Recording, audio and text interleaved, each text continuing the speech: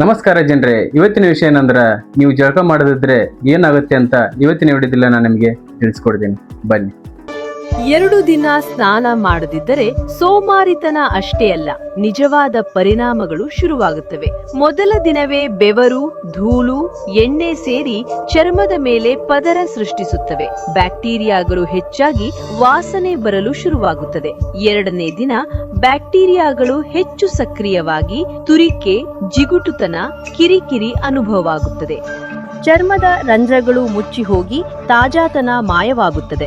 ಕಂಕುಳು ಮತ್ತು ಕುತ್ತಿಗೆಯಲ್ಲಿ ದುರ್ವಾಸನೆ ಹೆಚ್ಚಿ ಚರ್ಮ ಸಮಸ್ಯೆಗಳು ಕಾಣಿಸಿಕೊಳ್ಳಬಹುದು. ಸ್ನಾನ ಬೇಡವೆನಿಸಿದರೆ ನೆನಪಿನಲ್ಲಿಡಿ, ದೇಹದ ಮೇಲೆ ಬ್ಯಾಕ್ಟೀರಿಯಾಗಳು ಹಬ್ಬ ಆಚರಿಸುತ್ತವೆ. ನೋಡಿದ್ರಲ್ಲ, ನೀವು ಜಳಕ ಮಾಡದಿದ್ರೆ ನಿಮಗೆ ಚರ್ಮ ಸಮಸ್ಯೆ ಮತ್ತು ತುರಿಕೆ ಇನ್ನೂ ಹಲವಾರು ವೈರಸ್ಗಳು ಬರ್ಬೋದು. ನೀವು ಬೇಸಿಗೆ ದಿನದಲ್ಲಿ ಒಂದಿನಲ್ಲ 2 ಬಾರಿ ಜಳಕ ಮಾಡಿದ್ರು ನಿಮ್ಮ ಆರೋಗ್ಯಕ್ಕೆ ತುಂಬ ಒಳ್ಳೆಯದು. ಇನ್ನಷ್ಟು ಈ ಥರ ವಿಡಿಯೋ ಬೇಕಂದರೆ ಲೈಕ್ ಮಾಡಿ, ಫಾಲೋ ಮಾಡಿ, ಶೇರ್ ಮಾಡಿ. ಧನ್ಯವಾದಗಳು.